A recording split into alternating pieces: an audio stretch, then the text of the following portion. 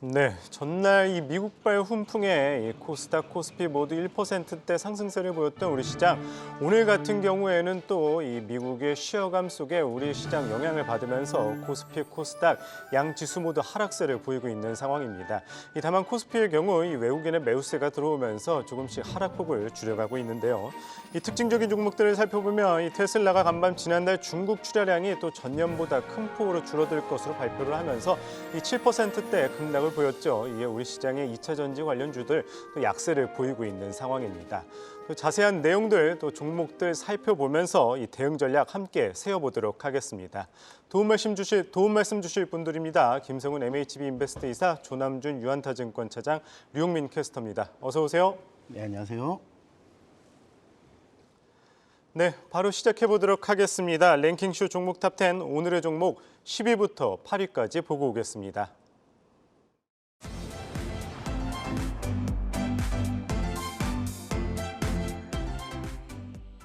네, 랭킹쇼 종목 탑10 10위 열어보겠습니다. 10위는 우리기술 투자입니다. 비트코인 현물 ETF 거래량이 증가하면서 비트코인 가격이 9,700만 원까지 터치하고 연일 최고가를 경신하고 있는데요. 조만간 1억 원까지 돌파할 것이란 기대감도 작용하면서 국내 최대 가상자산 거래소 업비트를 운영하는 두나무의 지분을 보유 중인 우리기술 투자가 급등세를 이어가고 있습니다. 10위는 우리기술 투자입니다. 네, 9위 보겠습니다. 네, 9위는 이수페타시스입니다. 최근 실적 발표를 통해서 시장 예상보다 강력한 AI 수요를 입증했는데요. 올해도 AI 가속기량 믹스 개선과 강력한 수요의 실적 성장이 지속될 것으로 기대되고 있습니다. 신공장 가동이 임박한 점도 주목받고 있는데 외국인 기관 동반 매수세 속 이틀째 상승세가 지속되고 있는 이수페타시스가 9위에 올랐습니다. 네, 이어서 8위입니다. 네, 8위는 CNC 인터내셔널입니다. 최근 큰 폭의 수주 증가로 실적도 우상향하는 흐름을 보이고 있는데요. 1분기 수주 폭증한 점을 맞은 가운데 올해 중 생산 능력이 추가돼 매분기 매출 확대가 기대된다는 분석이 담긴 증권가의 호평이 나오면서 강세를 보였습니다. 장중 신고가를 경신한 CNC 인터내셔널 8위에 이름을 올렸습니다. 네, 10위부터 살펴보겠습니다. 비트코인 관련주죠. 이 비트코인들 연초부터 계속 오른다 싶더니만은 벌써 우리 돈으로 1억 원 돌파를 또 눈앞에 두고 있습니다. 이에 관련주들 연일 계속 상승세를 보이고 있는데 차라리 이 비트코인 관련주들 투자를 하느니 비트코인을 투자하는 게 낫다 이런 이야기가 나오고 있는데 관련주들은 좀 어떻게 대응하면 좋을까요, 김성훈 이사님? 네, 맞는 말씀이기도 합니다. 자, 일단은 지금 코인베이스 그리고 로빈후드 같은 대표적인 미국에 상장되어 있는 거래소 종목들의 흐름이 상당히 좋은 흐름을 보여주고 있고요. 최근에 비트코인을 대량 매수한 마이크로스트레지 같은 종목들의 경우에는 단기간에 시세가 2배 이상 올라가는 상당히 강한 모습을 보여주고 있습니다. 그러다 보니까 우리나라 역시도 우리기술투자, 하나투자증권과 같은 대표적인 이 코인 관련주들의 시세가 역시나 좋은 흐름을 보여주고 있는데요. 중요한 건 이거 같습니다. 우리기술투자, 하나투자증권이 가지고 있는 어떤 펀더멘탈적인 부분들보다는 역시나 비트코인 시세에 따라서 이들 종목들이 변동성을 보일 가능성이 높을 것 같습니다. 그럼 중요한 것은 비트코인의 시세가 여기가 끝이냐 아니면 더 갈 것이냐 이것에 대한 판단을 해보시는 게 좋을 것 같은데요. 누구도 모릅니다만은 지금 일단 비트코인이 4년 동안의 어떤 박스권을 전 세계가 전부 동시에 돌파를 해놓은 상황이고요. 달러 기준으로 봤을 때도 69,000달러가 역사상 전고점인데 아직까지 터치를 못하고 있습니다만은 지금 기세라면은 충분히 도달을 하지 않을까 이렇게 조심스럽게 보고 있습니다. 여기에 더해서 4월이면은 이 반감기가 예정이 되어 있는데요. 반감기 이후에는 조정의 흐름이 나오다가 다시금 연말로 가면 갈수록 시세가 더 기대가 된다는 것을 봤을 때는 지금의 비트코인 시세는 단기간에 쉽게 사그라들지는 않을 것 같습니다. 그렇다면 이제 관련주들 우리기술투자도 그렇고 하나투자증권도 그렇고 단순히 테마로만 볼 것이냐라고 한다면 그것은 또 아닌 것 같습니다. 왜냐하면은 이들이 보유하고 있는 두나무의 지분 때문에 이것이 관련주로 엮인 것이거든요. 그런데 두나무가 작년 12월에도 이런 뉴스가 있었습니다. 나스닥 상장을 검토를 하고 있다라는 뉴스가 있었죠. 그렇다면 단순 테마가 아니라 역시나 실질적인 어떤 수혜를 입을 가능성도 충분히 있기 때문에 두나무의 상장 관련된 뉴스가 나오게 된다면 이들 종목들이 다시금 비트코인 시세와는 또 무관하게 두나무 상장의 어떤 테마, 어떤 모멘텀을 가지고서 추가 상승이 충분히 가능하다라고 보고 있기 때문에 지금의 변동성을 이용해서 조금 이제 너무 많이 사시는 것보다는 소액이라도 한번 가져가 보시는 것은 나쁘지 않을 것 같습니다. 네, 비트코인 관련주들 이 펀더멘탈보다는 그래도 또 코인의 시세에 영향을 받는 상황이긴 하지만 또 이런 우리기술투자나 한화투자증권 등들 또 두나무 지분을 가지고 있는 만큼 상장 이슈가 있을 때마다 조금씩 또 눈여겨볼 필요가 있다 의견을 주셨습니다. 이어서 9위 이수페타시스 살펴보도록 하겠습니다. 어제 이어서 오늘 계속 좋은 흐름 보이고 있어요. 이수페타시스 역시나 AI 반도체 관련해서 또 상당히 긍정적으로 모습 보이고 있는데 추가 상승 좀 어떻게 바라보시나요, 조남 차장님? 네, 작년 이제 1월부터 7월까지 가장 많이 올랐던 반도체 회사가 바로 이수페타시스였습니다. 그때 당시에 한미 반도체보다도 상승률이 높았는데요. 최근에 한미 반도체가 신고가를 계속해서 돌파하고 있는 상황에서도 이수페타시스의 주가는 그리 좋지 않았습니다.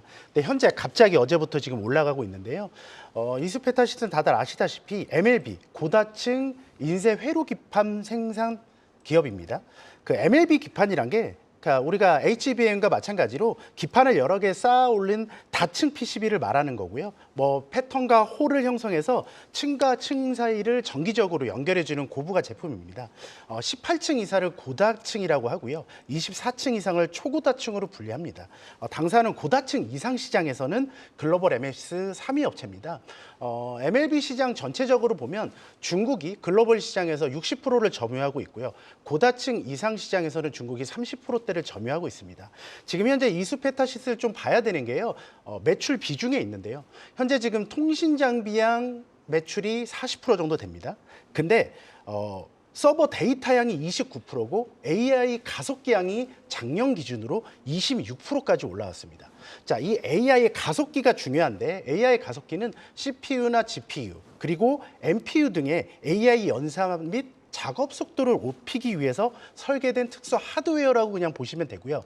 현재 기준으로는 북미의 G사의 매출 비중이 높습니다. 우리가 지금 제일 핫한 NV사는 작년보다 이번 연도에 매출 비중이 AI 가속기 기준으로요. 높아져서 한 700억 정도 될 것 같아요. 연간 매출이 7천억이 좀 안 되니까 이제 10% 비중으로 올라올 것 같고요. 현재 M사라고 있죠. 얼마 전에 그 대표가 우리나라에 방문을 했었죠. 네. 그 M사 같은 경우에는 지금 현재 MLB 기판만 들어가고 AI 가속기는 매출이 없습니다. 근데 AI 가속기의 매출이 분명히 가능할 것 같아요. 충분히 파급력이 좀 있다고 보고 있고요. 지금 반도체 시장이 전반적으로 회복기에 접어들고 있는 시장에서 이수페타시스의 주가의 어떤 하락은 충분히 기회가 됐을 거라고 생각을 하고 있고요. 충분히 전고점 수준까지는 올라갈 여력이 충분히 모멘텀과 실적이 있다고 보고 있기 때문에요. P와 Q의 동반 상승이 예상되는 지금 시점에서 충분히 진입 가능하다라고 생각을 하고 있습니다. 사실 이 한미 반도체가 가격이 비싸다 해도 큰 조정이 오지 않고 계속 오르고 있잖아요. 그러면 차라리 한미 반도체를 보는 게 나을까요? 아니면 아직까지 좀 더 상승 여력이 더 있는 이수페타시스를 보는 게 나을까요? 우리가 이제 주식을 하는 데 있어서 행동과 말이 되게 중요한데요. 솔직히 말로는 우리가 한미 반도체를 사자고 하지만 저도 지금 시점에서는 한미 반도체를 못 사겠는 거죠. 근데 이수페타시스는 지금 내가 말과 행동을 같이 옮길 수 있는 그런 회사지 않을까 생각을 하기 때문에 지금 시점에서는 이수페타시스를 한번 접근해 보시는 게 맞지 않을까 생각합니다. 네, 이수페타시스에 대한 긍정적인 이야기 들어봤습니다. 계속해서 8위 CNC 인터내셔널 또 살펴보도록 하겠습니다. 오늘 같은 경우에는 또 증권가 긍정적인 리포트 나오면서 또 강한 상승 보이고 있습니다. 다만 이 최근에 화장품주들 같은 경우에 조금 시장에 관심에서 좀 멀어지면서 더딘 모습 보이고 있는데 CNC 인터내셔널 좀 어떻게 보시나요? 네, 일단은 실적에 대한 기대감이 작용을 하는 것 같습니다. 1분기 어떤 중간 점검에 대한 리포트가 나왔는데요. 1월 달에 수주가 갑작스럽게 늘어난 것으로 파악이 되고 있습니다. 내용을 좀 보니까 지난해 4분기 이미 생산 능력, 즉 캐파라고 하죠. 이것을 어느 정도 충분히 확보를 해놓은 상황에서 좀 주요 메이저 고객군으로부터 수주가 갑작스럽게 늘어나는 것으로 파악이 되고 있고 이런 것들이 오늘 공유가 되면서 시세가 아침부터 좀 세게 나오고 있는 상황입니다. 2023년 정말 잘했죠. 주가 흐름 보시게 되면 고가권에서 조금 횡보를 하면서 답답한 흐름을 보고 있습니다만 연간으로 놓고 봤을 때 2023년 상당히 좋은 주가의 퍼포먼스를 보여줬고요. 2024년 역시도 어느 정도는 기대를 해볼 수가 있을 것 같습니다. 전에 한번 짚어드린 적이 있는데요. 아마존 내에서 한국 화장품의 위상이 상당히 좀 높아지고 있는 상황입니다. 기초 화장품 부분에 있어서 상위 20개 제품 중에서 10개 정도가 한국 브랜드를 달고 있거나 아니면 한국 ODM사가 만든 제품이라는 것이 상당히 좀 고무적인데요. 심지어 어떤 화장품 같은 경우에는 이 화장품 이름이 서울이 들어갑니다. 그것도 영어도 아니고 한글로 서울이라고 브랜드를 써 붙여놨더라고요. 그만큼 이 K-뷰티에 대한 어떤 기대감은 충분히 이어지고 있다라고 보여지고 있고 이것이 한순간에 뭐 단계에 꺾일 것은 아닌 것 같습니다. 조금 더 이어진다는 거 봤을 때는 CNC 인터내셔널 같은 종목들의 주가 흐름은 조금 더 이어질 가능성이 높지 않나 이렇게 보고 있고 최근 들어서 잉글로드랩 같이 그리고 코스메카 코리아의 어떤 주가 변동이 조금 심합니다. 약간의 실적 미스가 나왔다라고 해서 주가를 좀 많이 패대기에 치는 것도 있고요. 코스메카 같은 경우는 뭐 예상대로 수준대로 나왔는데도 불구하고 주가가 소위 세론의 모습이 작용하면서 정말 대응하기 어려운 어떤 화장품 섹터이기는 합니다만 그래도 그 안에서 CNC 인터 같은 종목들의 경우는 조금 더 주목을 받을 가능성이 있을 것 같습니다. 네, 화장품주 가운데 CNC 인터내셔널에 대한 또 긍정적인 이야기 들어봤습니다. 계속해서 7위와 6위 종목도 살펴보도록 하겠습니다.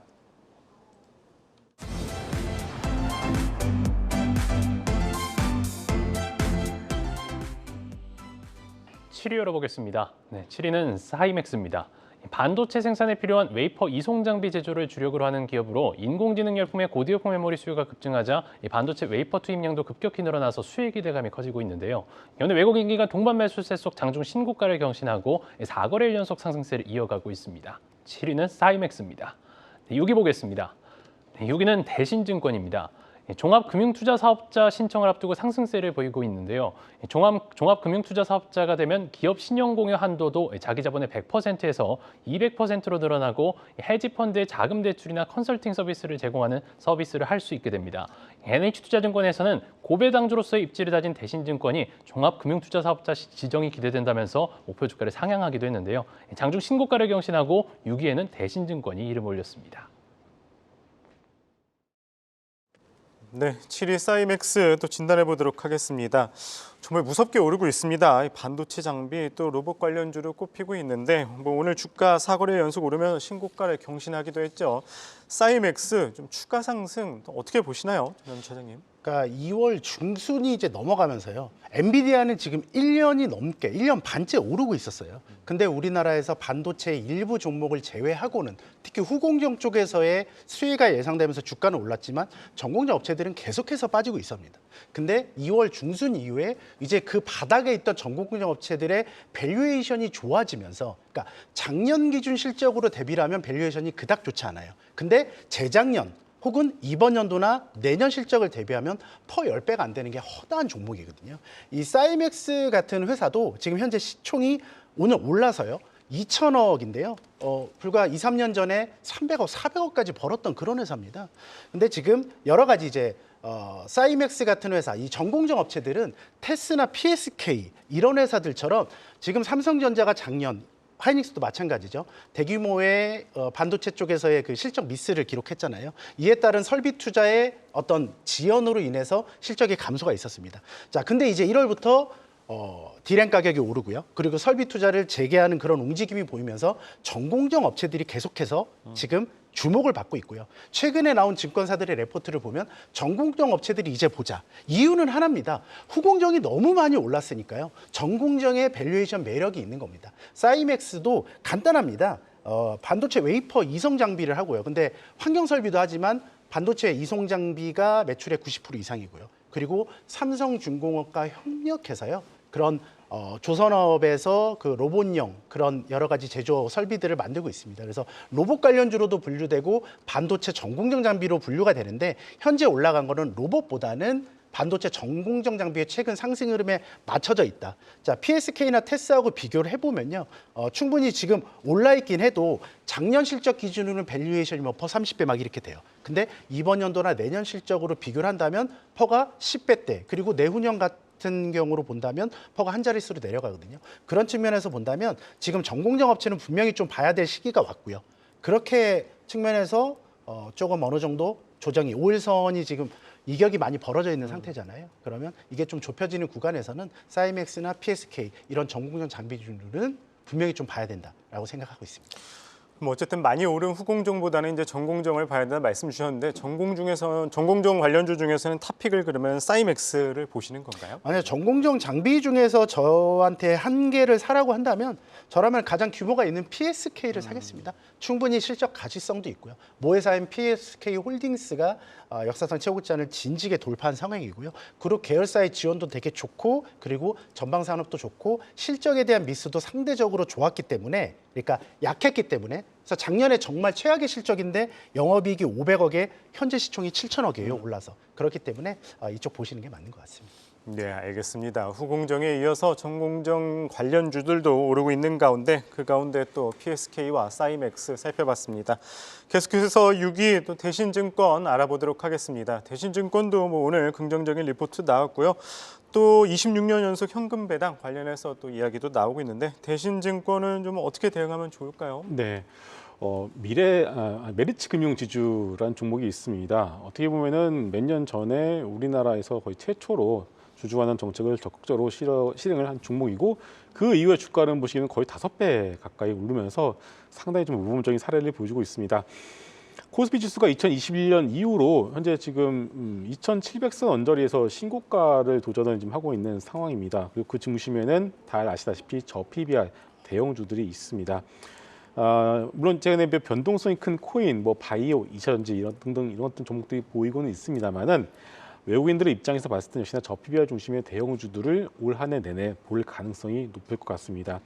대신증권도 대표적인 저PBR 종목이고요. 어제 장마감 후에 공시가 나왔죠. 시가 배당률 7.4% 상당히 높은 수준의 배당을 발표를 했습니다. 배당 기준일이 3월 26일입니다. 오늘이 3월 5일이니까 약 20일 정도 남았고요.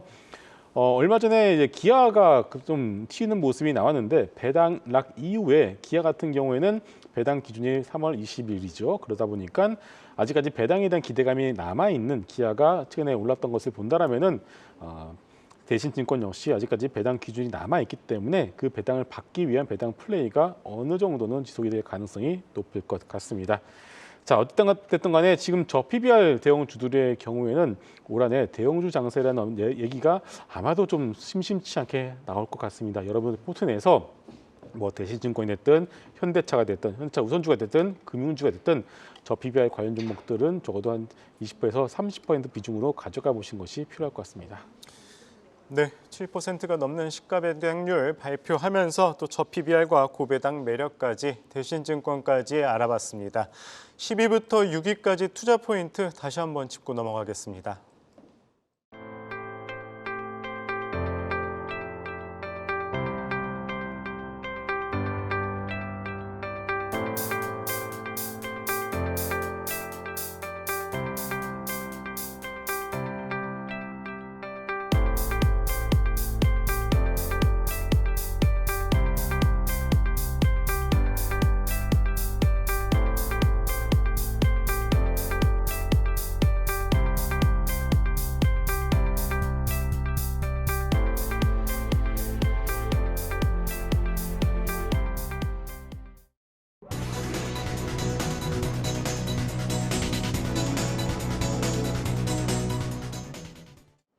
네, 오늘 기관의 차익 실현과 함께 양시장 좀 숨을 고르고 있는 가운데 시각 특징주 살펴보겠습니다. 대체로 약세를 보이는 2차전지 섹터 이벤트가 힘이 돼줄 수 있을까요? 바로 내일부터 인터배터리 행사가 열립니다. 여기서 다양한 기술이 공개될 것으로 알려진 가운데 삼성 SDI는 업계 최고 에너지 밀도를 가진 전고체 배터리를 공개할 것으로 예정돼 있는데요. 이 기대감과 함께 오늘 전고체 배터리 관련주 상대적으로 강세를 보이고 있습니다. 그중 CIS는 자회사 흡수합병을 통해서 전고체 배터리 사업화에 본격적으로 돌입한다고 밝히면서 현재 9%까지 상승폭 키우고 있습니다. 밸류 프로그램 발표 한 차례 숨을 고른 저PBR 관련주, 성장주들이 쉬어가자 다시 한번 불씨를 키우고 있습니다. 금융주를 시작으로 오늘은 지주사 관련주들이 빨간불을 켜내고 있는데요. SK는 외국인 수급이 들어오면서 20만 원대 회복 시도하는 가운데 현재 19만 5천 원에 거래되고 있습니다. 비만 치료제를 개발하는 노보노디스크와 바이킹 세라피틱스의 주가가 초강세를 보이고 있습니다. 국내 제약바이오 업계도 이 분야로의 노크를 계속해서 시도하고 있는 가운데 한국 BNC는 글루카곤양 펩티드-1의 긍정적인 임상 소식에 영향을 받아 4거래일째 급등을 이어가고 있는데요. 오늘 신고가 경신한 후 살짝 윗골이 달면서 현재 6%의 상승만을 지키고 있습니다. 이렇게 비만 치료제를 시작으로 대형 바이오주들도 빨간불이 커져가고 있습니다. 바이오업계 4, 5월 학회에 대한 기대감도 유효한 가운데 그중 유한양행은 비소세포 폐암 신약 렉나자의 글로벌 신약 허가가 가시화되고 있는 상황입니다. 3분기 중에 가능할 것이란 근거와의 전망이 나오고 있고 외국인 수급과 함께 기관 매수도 입되면서 오늘 5거래일 만의 반등, 현재 4.8%의 강세 나타내고 있습니다. 지금까지 이 시각 특징주 살펴봤습니다.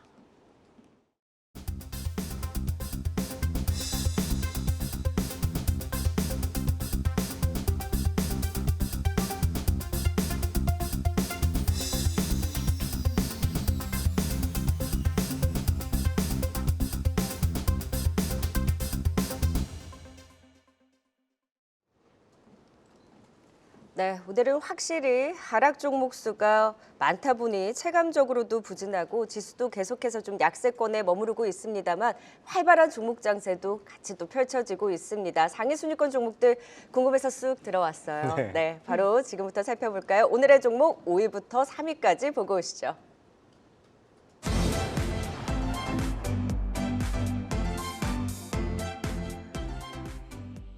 네, 이어서 5위 보겠습니다. 5위는 금양입니다. 기존 2170 배터리를 업그레이드한 469 배터리 개발에 성공한 것으로 전해지면서 급등세를 보였는데요. 2021년 2차 전지 관련 엔지니어 기술진을 중심으로 개발팀을 구성한 후 3년 만의 성과로 국내선 최초인 것으로 알려졌습니다. 에너지 밀도 국대화나 충전 속도 가속화, 배터리의 수명 연장 등이 가능할 것으로 기대돼 투심을 끌고 있는데요. 7거래일째 외국인 순매수가 이어지는 가운데 금양이 5위에 올랐습니다. 이어서 4위 보겠습니다. 4위는 HD 한국조선해양입니다. 지난달 24일부터 이달 1일까지 총 14척에 대한 건조 계약을 체결하는 등 이딴 수주 소식이 전해지고 있는데요. 일주일 새 수주한 계약 규모만 2조 7,218억 원에 달하는 것으로 알려졌습니다. 최근 KB증권에서는 대량 수주를 통한 실적 개선이 전망되는 데다 2014년 이후 10년 만에 현금 배당을 재개할 가능성에 대해 주목하는 리포트를 발행하기도 했는데요. HD 한국조선해양이 4위에 올랐습니다. 3위 보겠습니다. 3위는 SKC입니다. 최근 부진한 실적 속 투자 속도 조절을 공식화했지만 실리콘 음극재 사업은 흔들림 없이 추진하고 있는데요. 중국의 수출 통제나 미국 IRA 등으로 인한 공급망 리스크를 피하기 위해 실리콘 음극재 개발에 속도를 내면서 투심이 쏠리고 있습니다. 투자사 얼티머스를 설립해 시생산 라인을 착공하고 올해 시생산 돌입과 함께 고객사 인증을 진행해 상업화에 착수할 예정인 것으로 알려졌는데 3위는 SKC가 랭크했습니다. 네, 5위는 금양입니다. 이 기존 제품을 업그레이드한 이 469 배터리를 개발했다는 소식에 오늘 급등세를 보이고 있습니다. 이 간밤 이 테슬라 급락으로 인해서 영향을 받아서 이 다른 2차 전지주들 좀 약세를 보이는 것과는 좀 대조적인 모습인데 금양 어떻게 대응하면 좋을까요, 전환 주장님? 네, 금양이 이제 글로벌 발포제 1위의 회사였거든요. 발포제라는 게 결국에는 이제 스폰지를 만드는 첨가제입니다. 그러니까 좀 말랑말랑하게 해주는 거예요. 아무리 글로벌 1위라고 해도 그냥 돈을 꾸준히 그냥 버는 그런 회사였는데 이제 작년에 올라간 건 양극재 제조에 필요한 지르코늄이라는 첨가제를 납품하고 2차 전지 관련주로 분류되고 또 이제 해외 자원 개발을 하면서 리튬 관련주로 분류되면서 급등을 했습니다. 자, 오늘 급등한 거는 이제 4695 배터리를 개발했다는 소식인데요. 4695가 46이 지름이고요. 95가 높임입니다. 우리가 가장 많이 쓰는 21700, 18600 이런 것들이 다 지름과 높이를 얘기하는데요. 현재 테슬라에는 46950 배터리가 들어가 있습니다. 근데 우리나라 업체들은 아직 개발을 한 적이 없어요. 당사는 2022년도에 21700 배터리를 개발했다고 발표를 했습니다. 그래서 작년에 대규모의 자금을 끌어다가 공장 건설을 하고 있고요. 내년 1월부터 아마 생산을 할 거라고 보고 있습니다. 아직 뭐 21700 배터리도 뭐 양산화 단계는 아닌 걸로 보여지고요.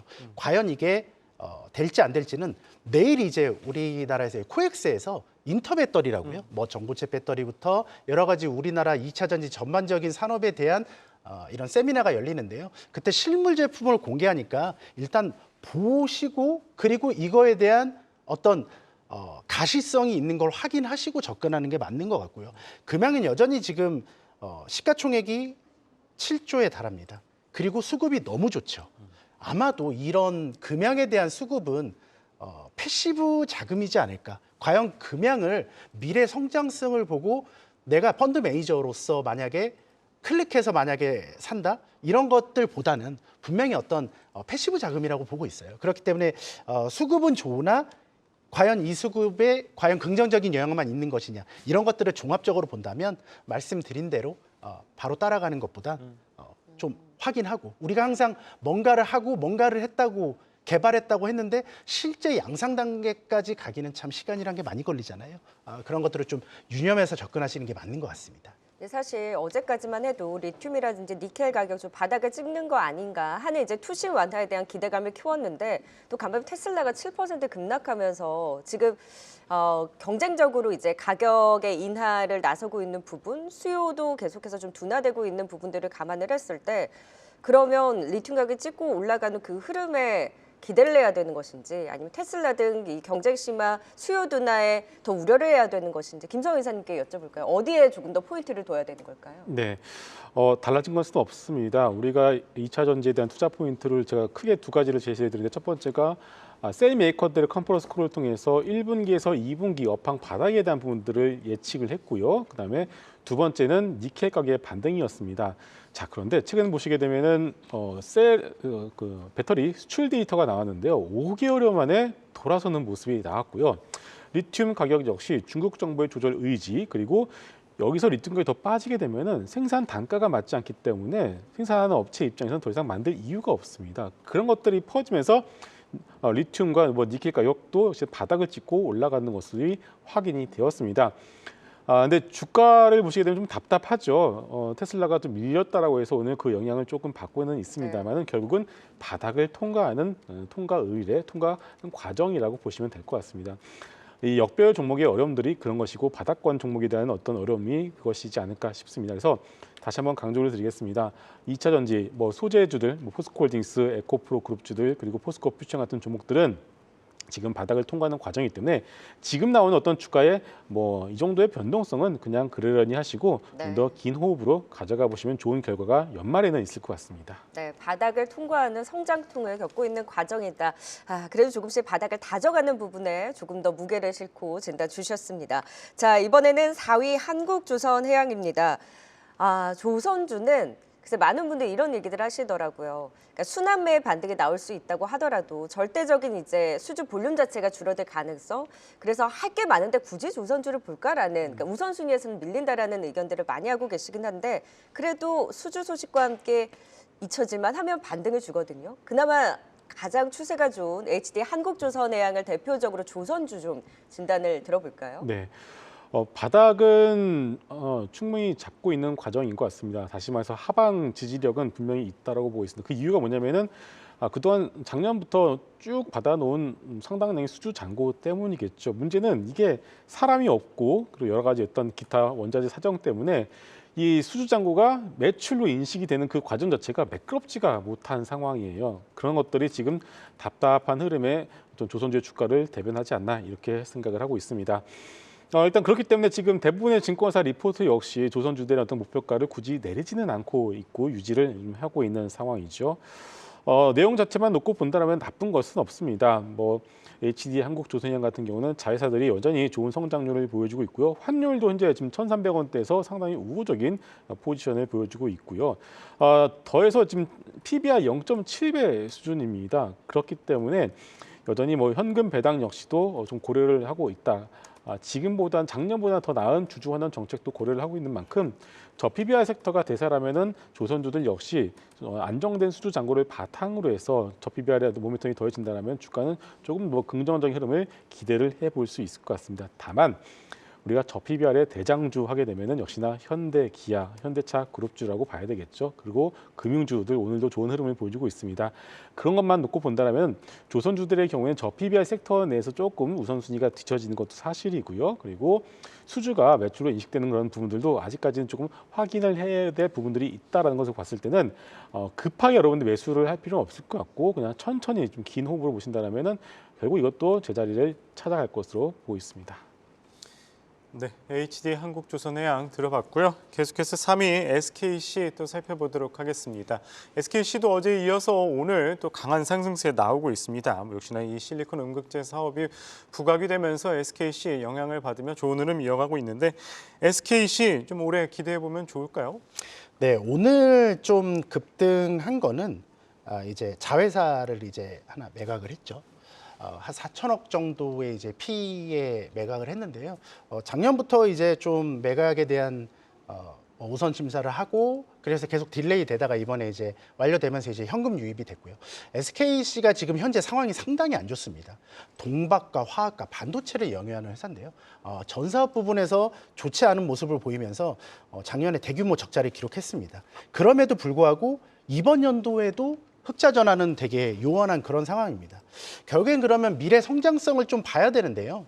지금 우리가 올라가고 있는 주식들의 면면을 보면 돈을 벌어서가 아닙니다. 미래에 돈을 벌 거기 때문이고요. 자, 작년에 2차 전지가 왜 올랐습니까? 2030년, 40년에 돈을 벌 거니까. 더 좋아질 거니까. 마찬가지로 SKC의 성장 동력은 이제 두 개를 갖고 있는데요.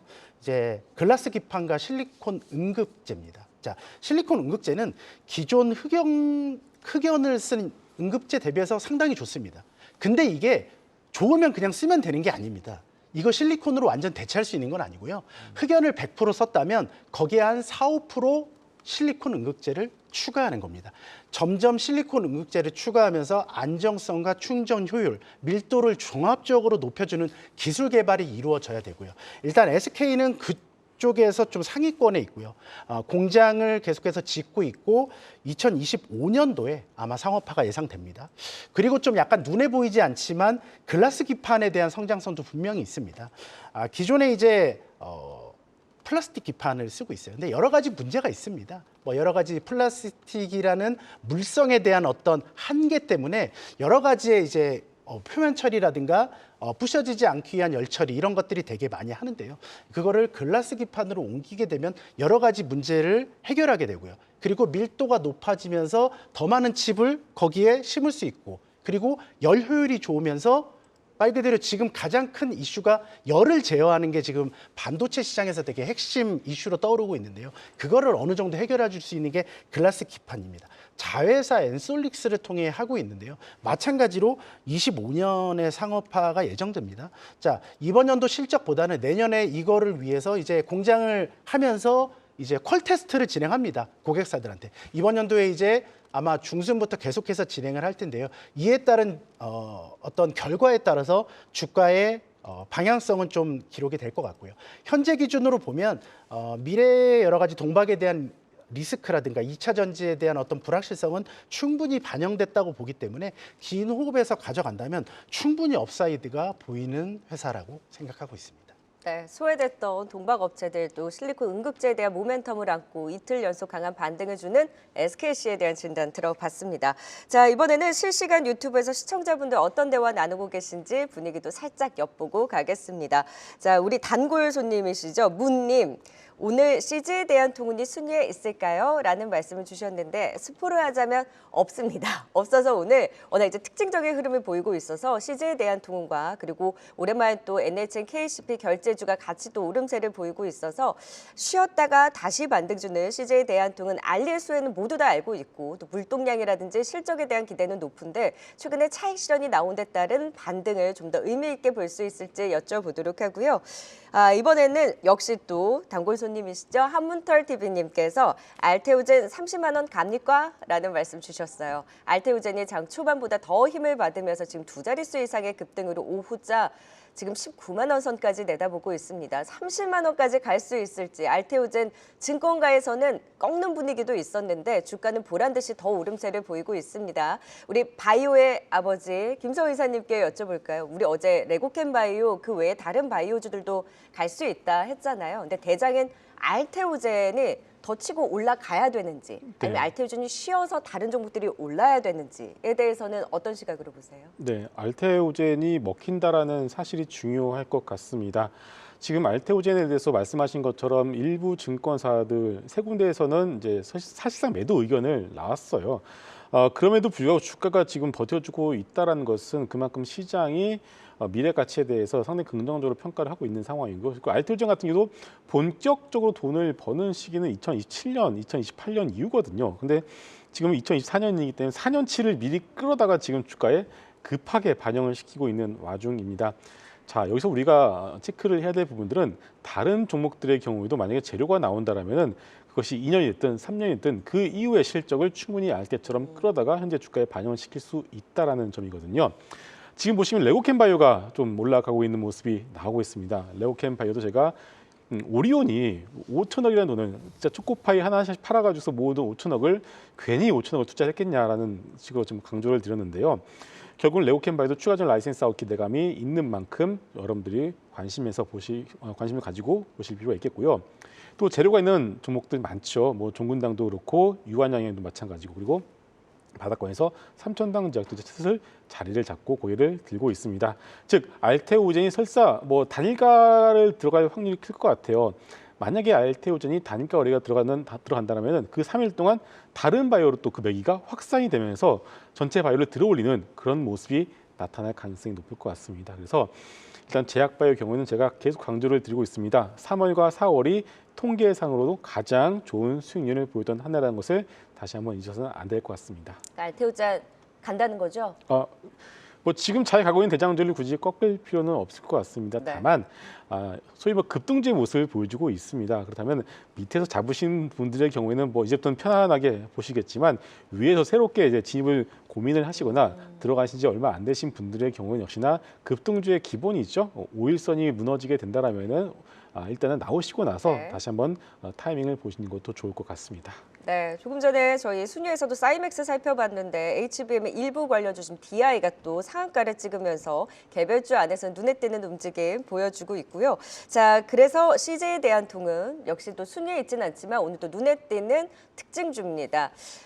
CJ 대한통운이 원래 수급을 보면 한쪽은 팔고 한쪽은 사는 움직임이 있었거든요. 그래서 최근에 차익 실현이 있었는데 오늘 재차 장대 양봉을 세우는 부분을 봤을 때는 기대는 살아있는 걸까요? 결국에는 이제 대한통운이 올라가는 건 중국의 이제 직구 플랫폼들 때문입니다. 원래 중국의 직구 플랫폼들은 전부 우체국을 이용했습니다. 근데 CJ 대한통운이 그 물량을 뺏어오면서 지금은 전부 CJ 대한통운을 통해서 옵니다. 자, 알리익스프레스나 테무 같은 데서요. 10원짜리 상품을 싸도 무료 배송으로 우리 집 앞까지 CJ 대한통운을 통해서 오게 됩니다. 그래서 과연 대한통운이 돈을 벌 수 있느냐? 결국에는 알리익스프레스가 손해를 보는 구조입니다. 알리익스프레스, 테무 마찬가지고요. 그래서 얼마 전에 이제 테무나 알리익스프레스에 대한 좀 분석을 좀 해봤었는데요. 역시나 싼 것들을 사람들이 많이 사는데요. 이 제품들이 나쁘지 않으면 이제 사람들은 점점 더 높은 가격의 제품을 구매하게 돼 있습니다. 우리가 알리익스프레스에 지금 10만 원짜리 제품을 산다고 할 때 갸우뚱하잖아요. 근데 저는 이제 알리익스프레스를 한 6년 전부터 운영을 했었는데 지금은 저희 몇십만 원짜리도 삽니다. 왜냐하면 제품이 이상하면요. 그냥 반품을 100% 해줍니다. 네. 제가 보내지 않아도 돼요. 자, 그 정도로 지금 확장 일로에 있기 때문에 과거에는 저 같은 이제 그냥 소수의 사람만 썼다면 지금은 어딜 가나 알리익스프레스에서도 충분히 고퀄리티의 제품을 하고 있습니다. 문제는 짝퉁이에요. 이게 진짜인지 500원짜리도 이게 짝퉁인지 진짜인지 모르겠는 거예요. 자, 이거를 해결하기 위해 알리익스프레스와 테무가 여러 가지의 그런 장비들이나 이런 플랫폼을 이용해서 다 걸러서 다 반품해주고 정품만 사용을 하겠다 이렇게 그 얘기를 제품들이 했거든요. 다 당근에 올라와요 요즘에. 그렇죠. 그런 것도 있죠. 자, 뭐 참고로 직구에서 산 제품을 당근에서 하시는 건 우리나라 법상 불법입니다. 예, 신고 당하면은 당하신 분들이 그걸 당근에 올리시는 경우가 그게 없어져야 제 생각에는 네. 더 호조가 나올 수 있을 것 같아요. 그래서 저의 결론은 자, 대한통운이 지금 올라가고 있잖아요. 과연 더 올라가냐 안 올라가는 결국에는 알리익스프레스 제품이 더 판매되냐 안 판매되냐인 것 같아요. 근데 저의 결론은 더 판매될 거라는 거예요. 그러면 지금의 주가 수준이 과연 내년 내후년에 판매 대수까지 끌어왔느냐. 퍼 10배 PBR 0.6배 현재 기준으로요. 아직 덜 끌어왔던 것 같아요. 그래서 제가 이제 최근에 주위에 사람들을 많이 만나보면 충분히 뭐라 그럴까요? 그러니까 안 사용했던 사람들도 계속해서 사용하고 있더라고요. 예, 그리고 사용했던 사람들은 2번, 3번 사용하고요. 이런 점에 봤을 때는 아직까지 여러 개 남아있다라고 생각을 하고 있습니다. 네, CJ 대한통운 최근에 기관은 팔고 외국인은 매수했던 가운데 오늘 이제 기관의 매수가 들어오면서 또 장중 12%까지 급등이 나왔고 알리익스프레스 등 중국 직구의 호조와 맞물려서 더 갈 수 있는 힘에 대해서 CJ 대한통운 진단 들어봤습니다. 실시간으로 유튜브 채팅방 분위기까지 짚어봤고요. 이제 오늘의 종목 2위와 1위만을 남겨놓고 있습니다. 지금 바로 확인하고 오시죠.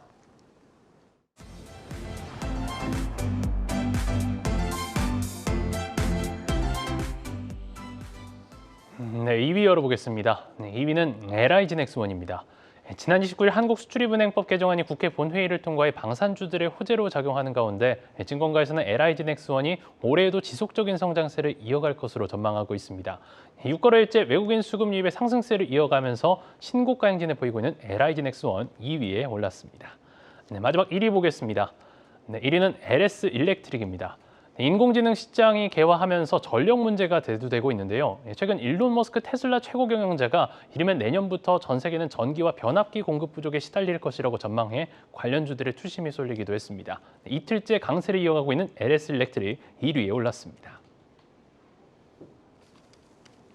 네, LIG 넥스원 좋습니다. 외국인이 계속해서 좀 끌어주고 있는 가운데 오늘 또 고점을 더 높여가는 움직임. 다만 좀 차익 실현이 나오기는 했습니다만 우리 여기는 방산뿐만 아니라 로봇에 대한 모멘텀으로 지속적으로 그 안에서의 최선호주로 이제 또 짚어주신 바 있잖아요. 지금이라도 따라잡아도 돼요? 그래도 될 것 같습니다. 왜냐면요. 싸기 때문입니다. 지금 우리나라에 상장되어 있는 방산주들이 대표적으로 하나에어로스페이스, LIG넥스원, 한국항공우주, 현대로템, 더해서 하나시스템, 하나오션까지 볼 수가 있겠는데요. 그 모든 종목 중에서 가장 퍼밸류에이션이 낮은 종목이 바로 LIG넥스원입니다.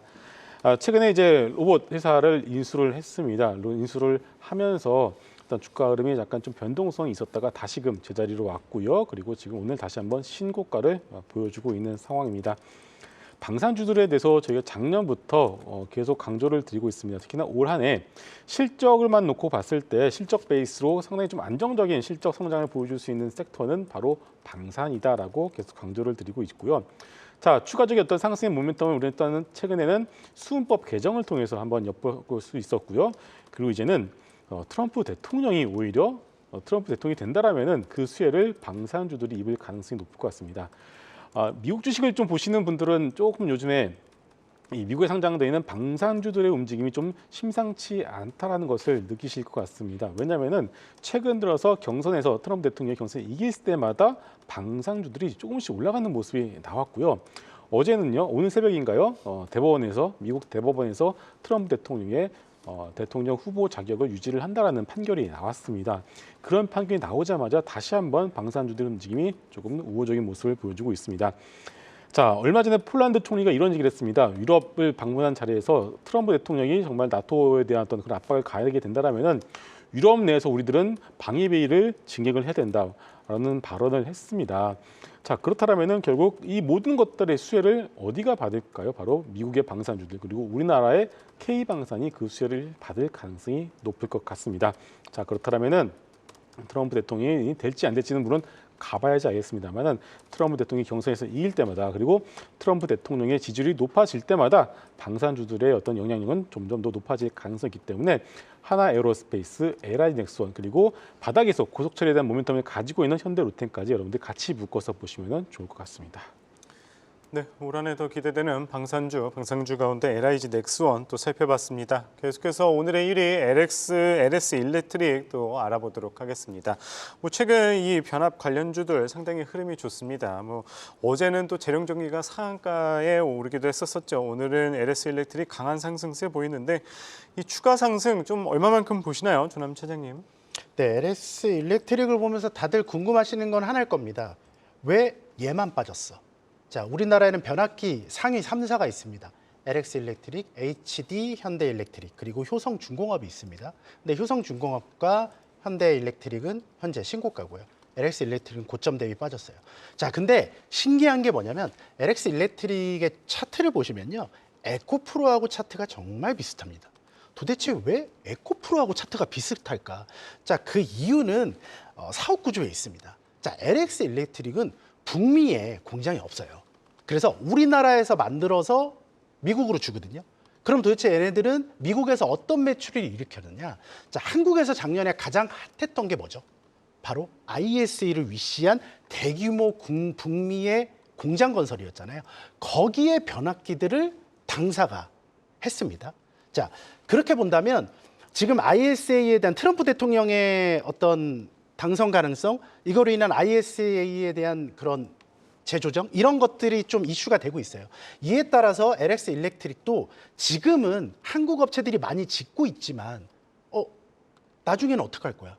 그리고 만약에 트럼프가 돼서 그 세액을 줄여버리면 도대체 LX 일렉트릭은 돈을 어떻게 벌 거야? 이런 우려감이 있는 겁니다. 실제로 양사라고 할게요. 제가 일렉트릭과 효성중공업을.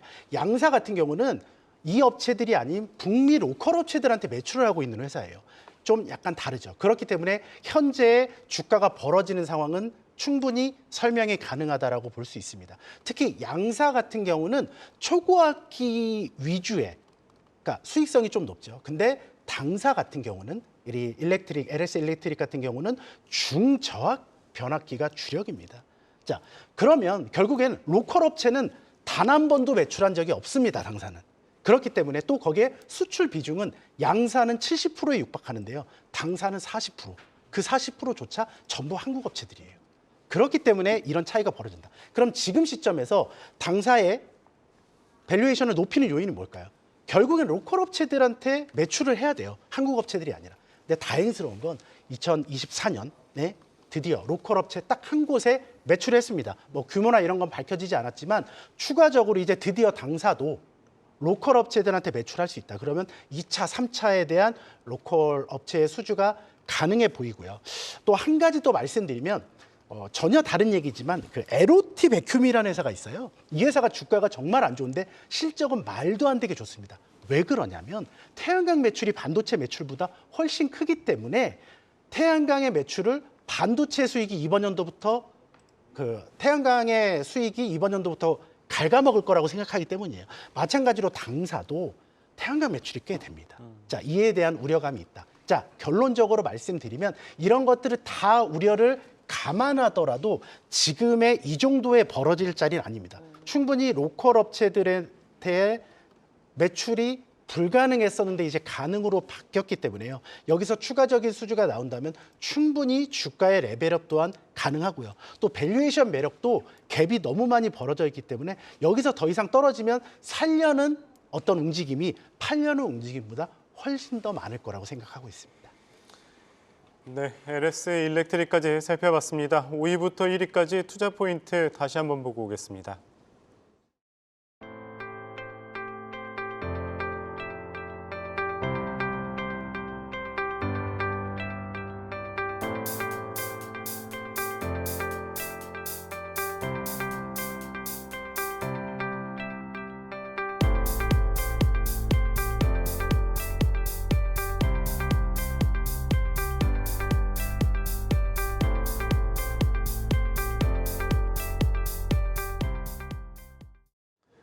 네, 오늘은 김성훈 이사, 조남준 차장과 함께했습니다. 말씀 고맙습니다. 고맙습니다. 감사합니다.